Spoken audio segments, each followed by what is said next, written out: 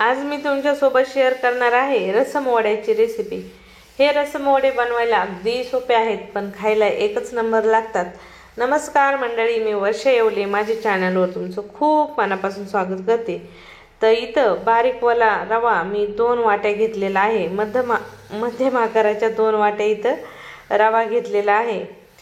रव्यामध्ये पाऊण वाटी दही ओतून घेत आहे। दही तुमचा आंबट नसेल तर पूर्ण 1 वाटी ओतलं तरी चालेल। ज्या वाटीने 2 वाटी रवा घेतलाय त्या वाटीने 1 वाटी दही टाकून घ्यायचं, किंवा 1 वाटी रवा घेतला तर अर्धा वाटी दही टाकून घ्यायचं। चवीनुसार मीठ टाकून घ्यायचं, थोडीशी कोथिंबीर टाकून घ्यायची, हिरवी मिरची बारीकसर कट करून टाकून घ्यायची, अर्धा चमचा जिरे टाकायचे आणि या सर्व जिन्नस टाकल्यानंतर थोडं थोडं करून पाणी ॲड करायचं आणि रवा छान सर्व जिन्नस सोबत मिक्स करून घ्यायचा। रवा मिक्स केल्यानंतर रव्यावर झाकण ठेवून द्यायचं आणि रवा 20 मिनिटं भिजण्यासाठी साईडला ठेवून द्यायचा। तोपर्यंत इथं कुकरमध्ये अर्धी वाटी तुरीची डाळ स्वच्छ धुवून घ्यायची। मीडियम साईजची छोटी वाटी आहे आणि सोबतच छोटे छोटे 5-6 टोमॅटो टाकून घ्यायचे। इथं मी टोमॅटोची रसम बनवत आहे। रसम बनवायचे खूप प्रकार आहेत, त्यातलाच हा एक प्रकार आहे। बऱ्याचदा डाळी भाजून वगैरे मसाला बनवून रसम बनवला जातो आणि या पद्धतीने टोमॅटो आणि डाळीची ही रसम बनवली जाते। टोमॅटो टाकल्यानंतर हळद, मीठ, चमचाभर तेल आणि पाणी टाकून घ्यायचं। कुकरचं झाकण लावून कुकर गॅसवर ठेवून घ्यायचं। लो टू मिडियम गॅसवर 3 किंवा 4 शिट्ट्या काढायच्या। 3-4 शिट्ट्यात छान ही डाळ शिजून होते। तर आता आपण इथं रसम मसाला बनवणार आहोत। तर इथं 1 चमचा धने, अर्धा चमचा जिरं, 5-6 काळे मिरे आणि थोडेसे मेथी दाणे, म्हणजे 5-7च मेथी दाणे टाकले आहेत। आता मला जेवढी रसम बनवायची त्याच्या हिशोबाने हा मसाला बनवत आहे। तुम्ही हा मसाला घरात बनवूनही ठेवून देऊ शकता। आणि सोबतच 2 बेडग्या मिरच्या टाकून घेतलेल्या आहेत आणि हलक्या लालसर रंगावर हे सर्व मसाले भाजून घ्यायचे। मसाले पटकन करपले जातात, म्हणून लक्ष ठेवून गॅस मध्यम ठेवून हे मसाले भाजून घ्यायचे। मसाले भाजल्यानंतर भाजलेले मसाले एका प्लेटीत काढायचे, हलके थंड करून घ्यायचे। मसाले थंड झाले की मिक्सरच्या जारमध्ये टाकून हे मसाले छान बारीकसर पिसून घ्यायचे। तर इथं छान असे बारीक मसाले मी वाटून म्हणजे मिक्सरमध्ये फिरून घेतलेले आहेत, पावडर तयार केलेली आहे। आता आपल्या कुकरच्या इथं शिट्ट्या झालेल्या आहेत आणि तुम्ही पाहू शकता टोमॅटो आणि डाळ आपली छान शिजलेली आहे। आता डाळीसोबत टोमॅटो छान आपल्याला मॅश करून घ्यायचे आहेत। एकदम मॅशरने टोमॅटो मॅश करून घ्यायचे आहेत, बारीकसर मॅश करून घ्यायचे। आणि रसम जी असते ती थोडी पातळसरच असते, एकदम घट अशी रसम नसते, म्हणून मॅश केल्यानंतर आपल्याला इथं थोडंसं पाणी बी ॲड करून घ्यायचं आहे।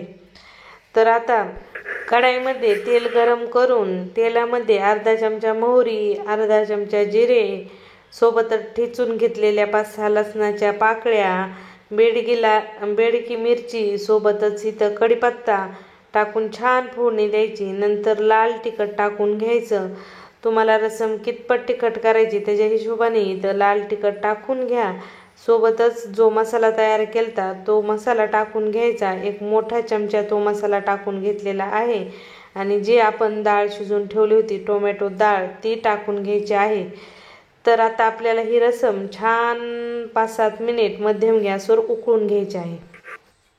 तर तुम्ही पाहू शकता छान अशी आपली इथं मस्त रसम खळखळ उकळलेली आहे। लो टू मिडियम गॅसवरच रसम उकळून घ्यायची आणि वरतून थोडीशी कोथिंबीर टाकून इथं गरमागरम आपली टोमॅटोची रसम तयार आहे। तुम्ही जसं नॉर्मली आपण सूप पितो तसं पिली तरी खूप भारी लागते आणि वड्यासोबत खाल्ली तरी मस्त लागते, किंवा भातासोबत खाल्ली गरमागरम तर एकच नंबर लागते। तुम्ही नक्की या पद्धतीने रसम ट्राय करा। आता आपण बनवून घेऊया वडे। इथं रवा भिजत घातलेला 20 मिनिट पूर्ण झालेले आहेत। रवा आपला छान भिजलेला आहे। तर आता आपल्याला रव्याला छान हाताने फेटून घ्यायचं आहे. जितका फेटता येईल तितका इथं रवा फेटून घ्यायचा आहे, म्हणजे जे वडे आहेत ते छान फुलतात. इथं आपल्याला हाताने रवा छान फेटून घ्यायचा आहे. आणि रवा फेटून घ्यायच्या अगोदर मी इथं अर्धा चमचा खायचा सोडा टाकून घेतलेला होता. तो लक्ष करून आठवणीने घाला. सोडा घालून छान हाताने आपल्याला 5 मिनिट रवा फेटून घ्यायचा. नंतर गरम गरम तेलात इथं हे वडे सोडायचे आणि गॅस लो टू मिडियम ठेवायचा आणि लो टू मिडियम गॅसवर छान खरपूस लाल रंगावर वडे तळून घ्यायचे.